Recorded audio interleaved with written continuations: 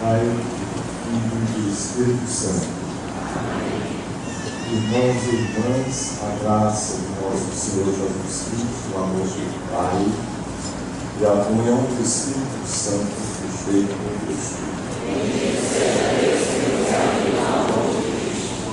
Ressuscitou como disse, aleluia. Celebramos o dia do Senhor, Domínica. Dias domingos. É a celebração que se segue em conformidade à vigília pascal e à missa da vigília, que é a principal da ressurreição. E nesse dia nós exultamos toda a igreja, porque o Cristo ressuscitou, não morre mais. E é o Senhor da nossa ressurreição. Já agora é a nossa vida, a nossa justificação e a nossa glorificação. Como diz Paulo, já no passado, antecipa. Mas no momento de silêncio, nos perguntemos pela quaresma, pela preparação para a Páscoa, penitência, oração, escola, sobretudo a virtude da penitência do bem do coração, a consciência do pecado, o arrependimento do pecado, a imensa confiança na infinita misericórdia de Deus. Nós tentamos experimentar isso e viver essa quaresma, passamos um momento de silêncio.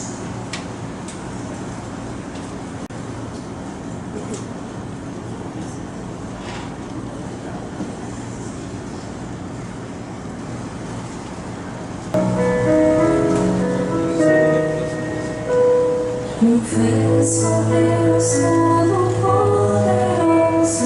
e a vós, irmãos e irmãs, que eu pequei muitas vezes por pensamentos e palavras, atos e omissões,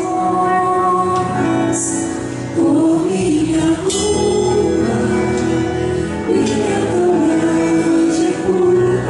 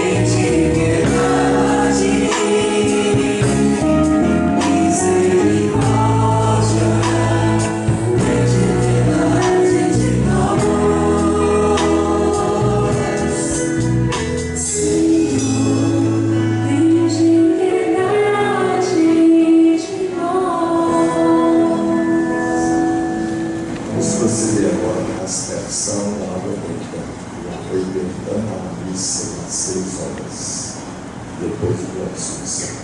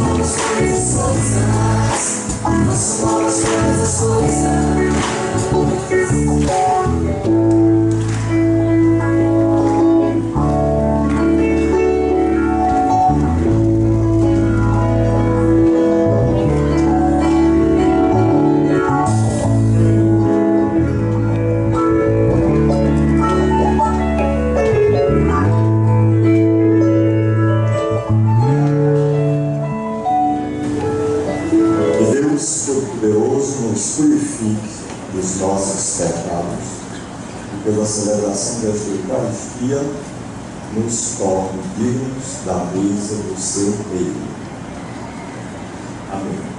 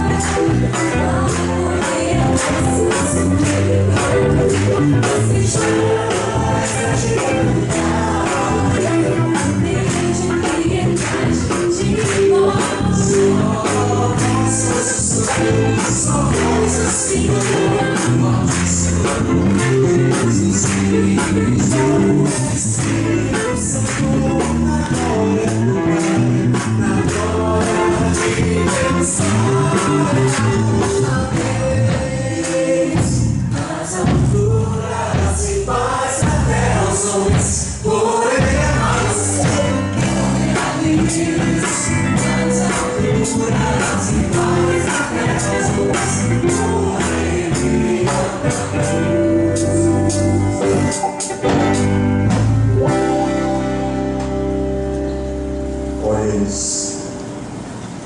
Ó Deus, por vosso Filho unigênito, vencedor da morte, abristes hoje para nós as portas da eternidade. Concedei que, celebrando a ressurreição do Senhor, renovados pelo vosso Espírito, ressuscitemos na luz da vida nova. Por nosso Senhor Jesus Cristo, vosso Filho, a unidade do Espírito Santo. Este é o dia que o Senhor fez para nós, aleluia, e nele exultemos. Este é o dia que o Senhor fez para nós, aleluia, e nele exultemos. Este é o dia que o Senhor fez para nós, aleluia, e nele exultemos. Dê graças ao Senhor, porque Ele é bom, eterna é a sua misericórdia. Na casa de Israel agora o dia, eterna é a sua misericórdia.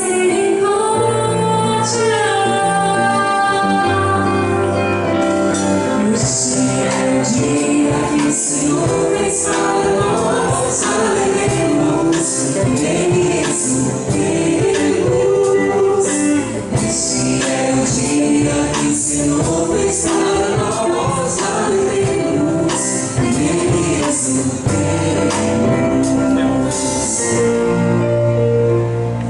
A mão direita do Senhor fez maravilhas, a mão direita do Senhor me levantou. Não morrerei, mas ao contrário, viverei para contar as grandes obras do Senhor.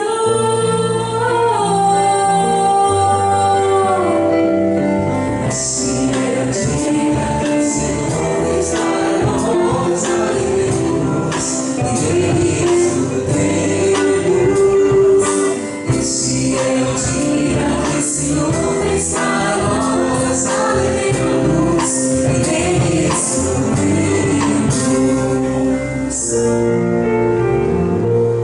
A pedra que os pedreiros rejeitaram tornou-se agora pedra angular.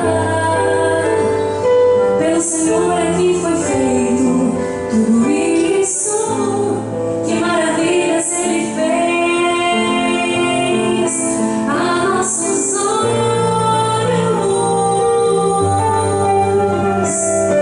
Este é o dia que o Senhor fez para nós, aleluia, e nele exultemos. Este é o dia que o Senhor fez para nós, aleluia, e nele exultemos. Este é o dia que o Senhor fez para nós, aleluia, e nele exultemos. Este é o dia que o Senhor fez para nós, aleluia, e nele exultemos. Senhor, abriu-nos do mar, o aprisco por toda a ovelha imolado do mundo lava o pecado. O elo forte, mais forte é a vida que vence a morte. O Rei da vida cativo foi morto, mas veio vivo. Esconde, pois, ó Maria, o que havia. Vi Cristo ressuscitar.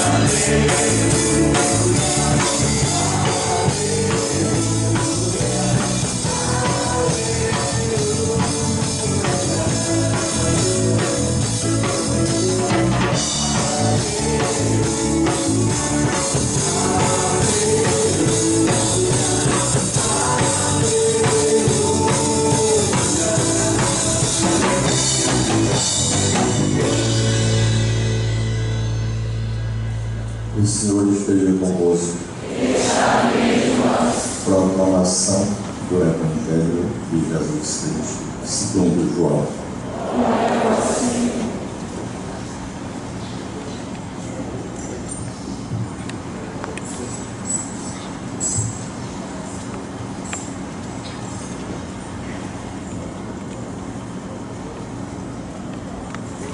No primeiro dia da semana, Maria Madalena foi ao túmulo de Jesus, bem de madrugada, quando ainda estava escuro, e viu que a pedra tinha sido retirada do túmulo. Então ela saiu correndo e foi encontrar Simão Pedro e o outro discípulo, aquele que Jesus amava. E lhes disse: tiraram o Senhor do túmulo, e não sabemos onde o colocaram. Saíram então Pedro e o outro discípulo e foram ao túmulo. Os dois corriam juntos, mas o outro discípulo correu mais depressa que Pedro e chegou primeiro ao túmulo. Olhando para dentro, viu as faixas de linho no chão, mas não entrou. Chegou também Simão Pedro, que vinha correndo atrás, e entrou no túmulo. Viu as faixas de linho deitadas no chão e o pano que tinha estado sobre a cabeça de Jesus, não posto com as faixas, mas enrolado num lugar à parte. Então entrou também o outro discípulo, que tinha chegado primeiro ao túmulo. Ele viu e creu. De fato, eles ainda não tinham compreendido a Escritura, segundo a qual ele devia ressuscitar os mortos. Palavra da salvação.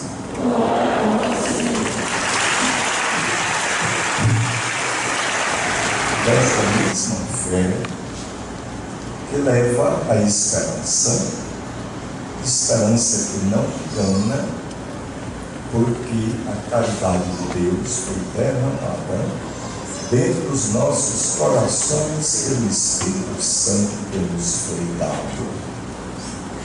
Esta é a condição de todo cristão, de todos que estão batizados e crismados, e que caminhem como igreja, em demanda da casa do Pai, com os pés bem firmados nesta terra, se desincumbindo daquela missão, vocação particular, singular, concreta, que Deus dá a cada um de nós. Vocação para a construção do mundo, mas que para um cristão só tem sentido se culmina na vocação última e definitiva da glória eterna. Nós somos caminheiros na eternidade. Nós não temos cidade permanente aqui. Somos cidadãos desta terra, mas ao mesmo tempo cidadãos da Jerusalém celeste. As leituras desse dia do Senhor, excelência, são como que um querigma de toda a doutrina, a vivência cristã. Querigma quer dizer aquela verdade central, primeira, básica, em cuja fé nós temos a certeza, que vem da esperança sobrenatural, de que, crendo nessa verdade ouvida, a gente tem a salvação e tem a alegria e a paz do Senhor. Não de uma maneira, vamos dizer, importada, separada, independente do povo de Deus. Nós somos o novo Israel, prefigurado pelo Israel, povo escolhido de Deus, e que continua credor do seu privilégio, como diz Paulo. esse mistério da incredulidade de tantos judeus. Muito embora o próprio Cristo veio deles, os apóstolos, como diz Paulo, também. Os profetas, as promessas, a palavra de Deus, transmitida por eles. E, no entanto, tantos não criam, e tantos não creem ainda hoje. E Paulo nos mostra, nesses capítulos plenos de mistério e de desfortuna do futuro, carta aos Romanos, do capítulo 9 até o 11, sobre o destino, o papel, a missão desse povo eleito primitivo. Então nós nos encontramos hoje.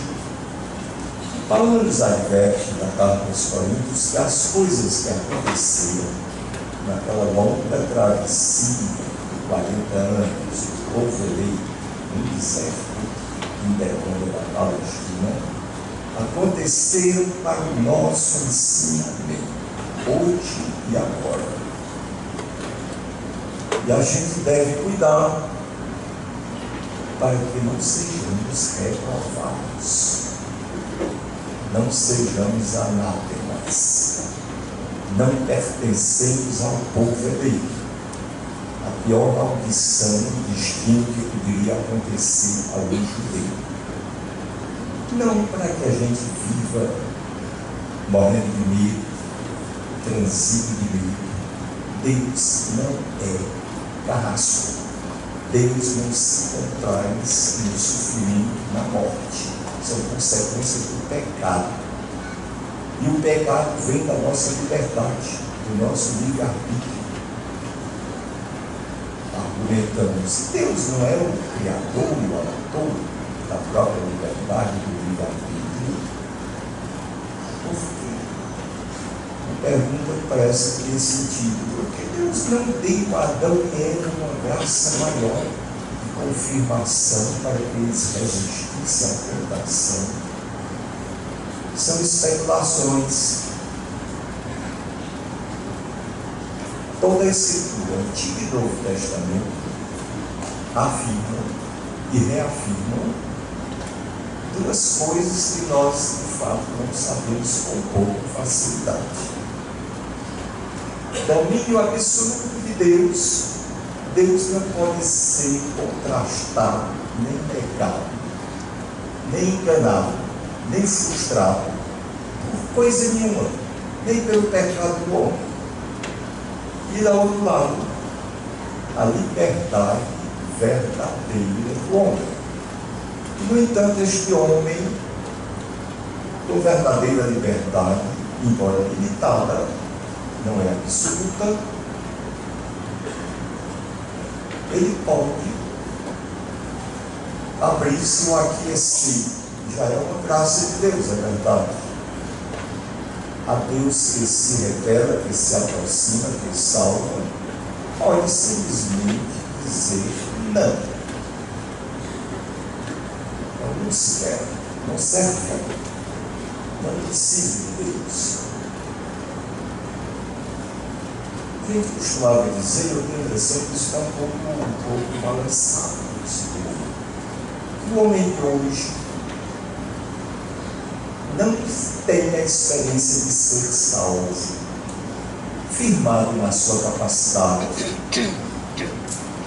na sua potência, na sua ciência, na sua técnica, são seus deuses. Contudo, o mundo de hoje, esse mesmo mundo, é tão marcado pela violência, pelo sofrimento, pelo mal, pelo mistério do pecado, que é filosoficamente algo insolúvel.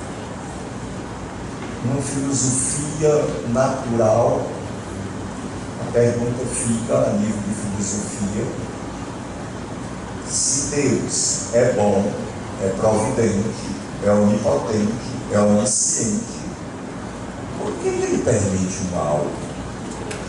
O mal que o homem tem mais sentimento de sofrimento de passar por ele do que de especulação,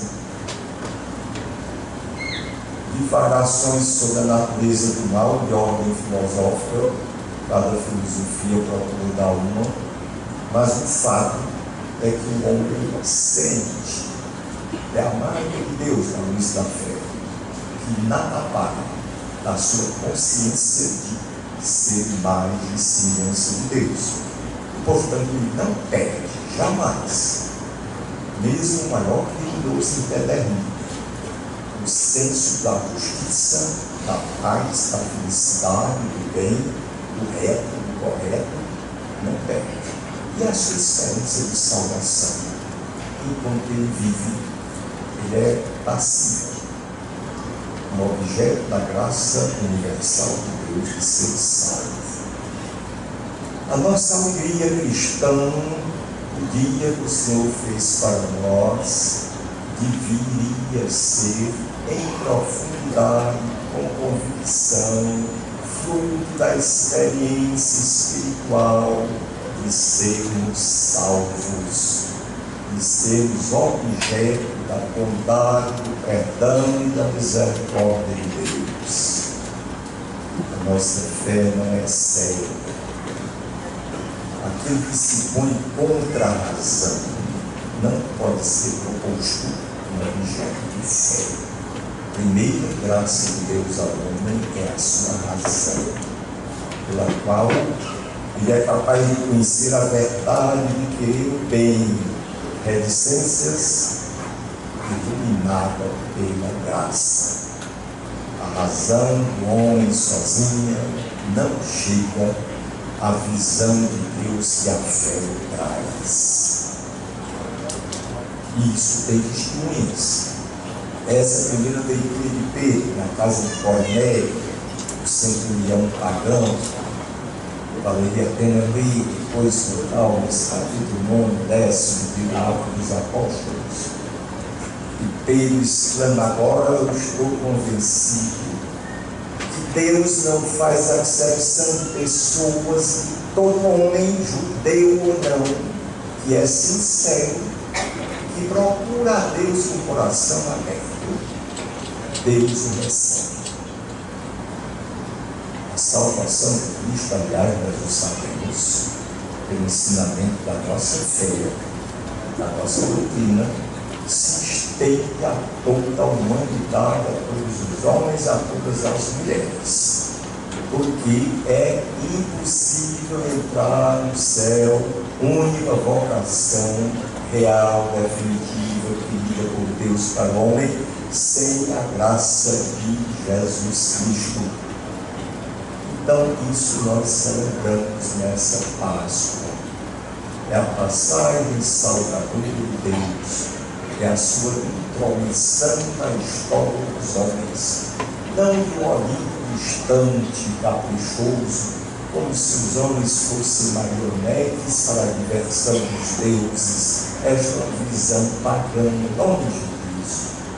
Deus ama tanto a sua criatura, Deus ama tanto o pecador, porque são seus, que Ele, o Pai, o princípio iniciado, o Deus onipotente, único, envia o seu próprio Filho, não um profeta qualquer, na plenitude dos tempos diz Paulo, desce do seio do Pai, se humilha, se faz escravo, fazendo-se homem, encarnando-se no seio de Maria, em tudo igual a nós, exceto o pecado, e se faz obediente, obediente até a morte, morte de cruz, dolorosíssima, ignominiosa.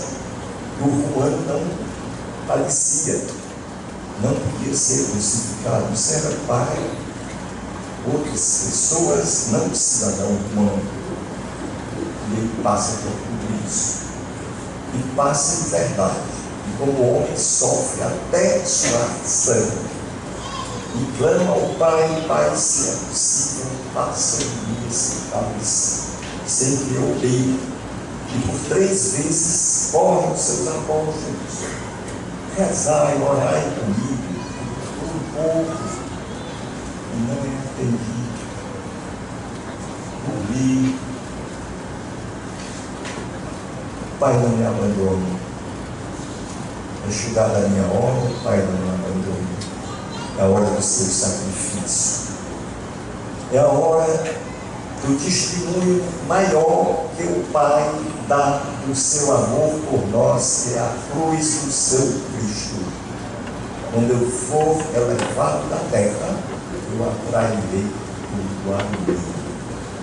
Essa cruz não teria sentido sem a ressurreição, seria um fracasso completo. O texto de Pedro hoje se compara com o texto de 1 Coríntios 15, no início, o primeiro querigma, cronologicamente falando, da Escritura Nova, que é de Paulo. Aquilo que eu recebi do Senhor, eu vos trago. Segundo as Escrituras, Cristo morreu por nós, padeceu por nós. Segundo as Escrituras, ele ressuscitou o terceiro dia.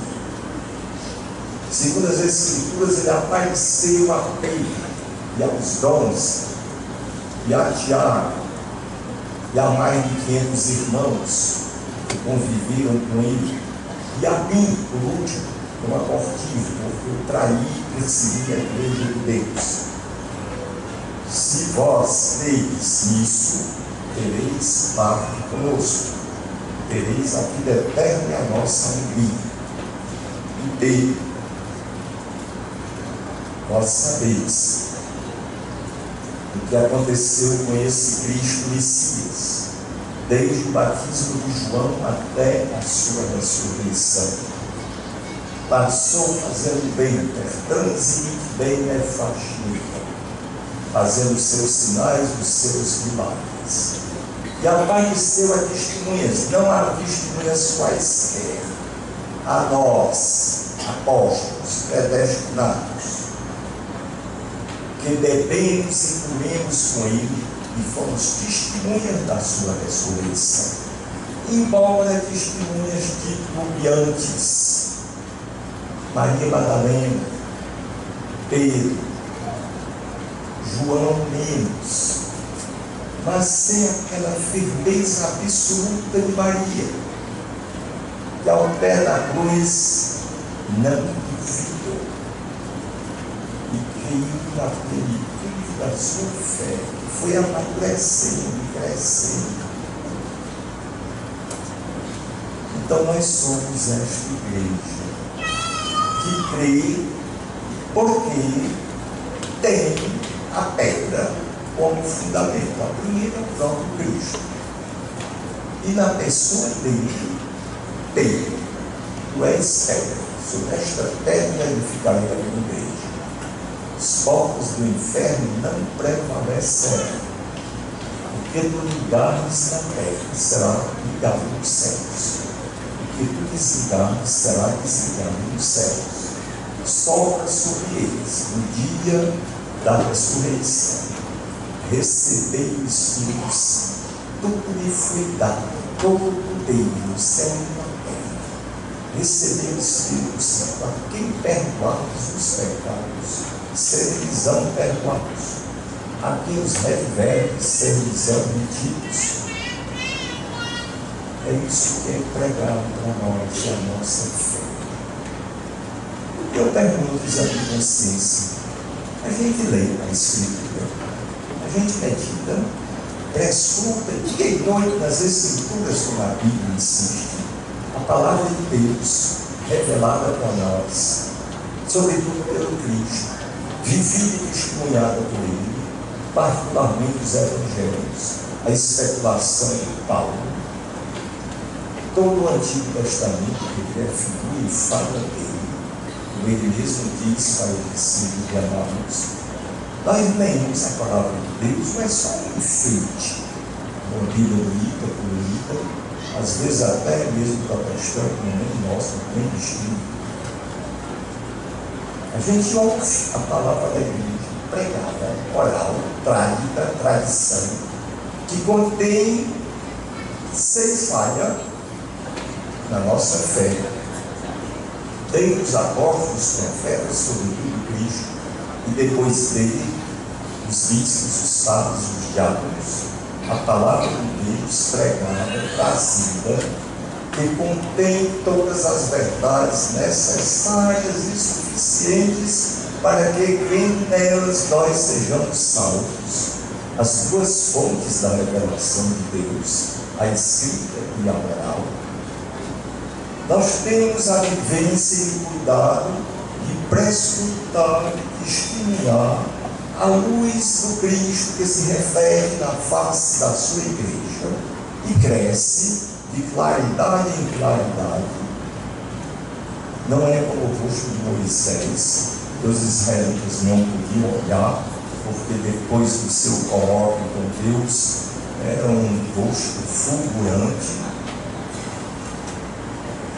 Ao invés, o nosso Deus vem uma manjedoura, vive como homem, individual e segue o pecado. Deixa eu perguntar. Na alegria de ontem à noite, da nossa celebração na igreja, e sobretudo da experiência que eu agradeço a Deus por ter feito mais uma vez, de ter podido batizar e crismar esses jovens e elas, a gente percebe, de alguma maneira, dentro da experiência do Espírito, sempre é isso. Não é a custa de especulação, mesmo das mais altas teologias, mesmo das mais sãs filosofias. É algo mais que a gente só percebe e por cuja força a gente se convence, se experimentou. Capítulo 3, no início de Colossenses, leitura de hoje. Se ressuscitados com Cristo, vivei no alto, aonde ele subiu, à direita dele, na esperança, para que no final, quando ele ressurgir definitivamente, apareça a vossa vida, se manifeste com ele na glória. É já agora essa esperança cristã e esse testemunho e esta vivência. E é isso que o mundo tem direito de exigir de nós. A mediação da igreja, Deus quer que seja, que aconteça, para a conversão e salvação de todos os homens. Veio com ele se ama. É um escritor, um leigo, não é nem um santo padre, e testemunha isso da comunidade primitiva, feito como ele se ama. E a palavra de Cristo, se vos amarmos uns aos outros, o mundo crerá que eu sou, que eu vim, que eu sou o Filho do Pai. Então termino lembrando a palavra de Cristo no Evangelho para Maria. E as duas. Quem dizer aos meus irmãos, ele me chama mais de amigos, nem de servos, nem de apóstolos, e dizer aos meus irmãos que eu sou ao meu Deus e Deus dele, meu Pai e Pai deles. É isso. Nós somos ver nesse tempo pascal, são 50 dias até o Pentecostes, dos quais diz o Santo Padre, não sei se Cipriano ou Atanásio, é como que um único dia da Páscoa, todos esses 50 dias. Deus nos deu nesse tempo aquele crescimento maior daquela fé, esperança e caridade infusas pelo Espírito Santo em todos nós no dia do nosso batismo. Assim seja. Deus Todo-Poderoso vos abençoe nesta solenidade pascal e vos proteja contra todo pecado. Vocês respondem amém. Aquele que nos renova para a vida eterna, pela ressurreição do seu Filho, vos enriqueça com o dom da imortalidade. Amém. E vós, que transcorridos os dias da paixão do Senhor, celebrais com alegria e júbilo a festa da Páscoa, possais chegar exultantes à festa das eternas alegrias. Amém. Abençoe-vos o Deus Todo-Poderoso, Pai, Filho e Espírito Santo. Amém. Fiquem em paz e que o Senhor nos acompanhe. Graças a Deus. Aleluia. Amém.